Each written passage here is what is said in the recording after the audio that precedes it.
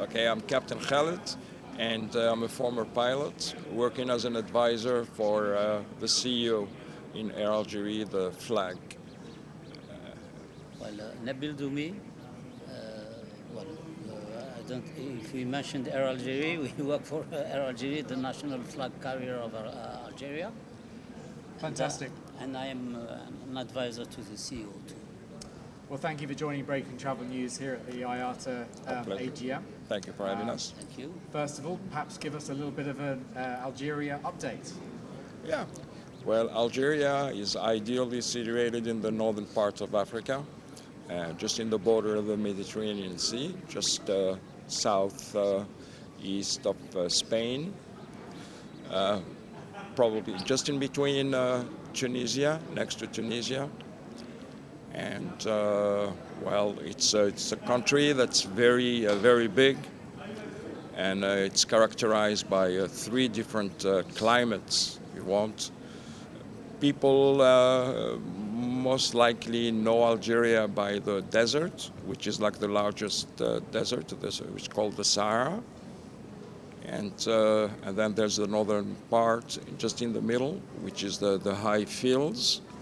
And then there's the Mediterranean that has a wonderful climate and wonderful food. It's a nice place, like to visit, actually. And you need an airline, clearly. So tell us about Air Algeria. Yeah, Air Algeria has been around for Air like... Algeria, 1948. And we have a fleet of 55 aircraft with regional turboprops, narrow bodies and wide bodies. And we fly to North America, Canada, to China, to Europe, Middle East, and Africa, mainly. We have around 90 destinations. Wow, that's incredible. 90 included the domestic destinations, because we have a big country. It's the biggest in Africa, the largest. And we have inside the country alone we have 32 airports. 32. That we serve. That's really significant. And in 2004 we transported for 8 million passengers. And what have been your key reflections and observations from the IATA AGM this year? Okay. It's people are starting to admit that the perspectives, are there, but it's kind of flat, and people are still struggling to recover from the COVID. Supply chains and everything had been affected, and people are struggling, and people, planes are not there, a lot of delays and everything, and that's slowing everything down a little bit.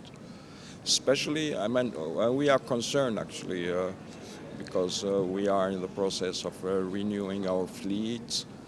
And tourism now has become a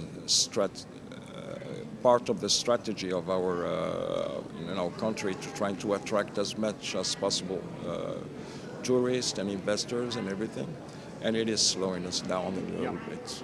Yeah. Because the demand is there. Demand is there, absolutely. Yeah.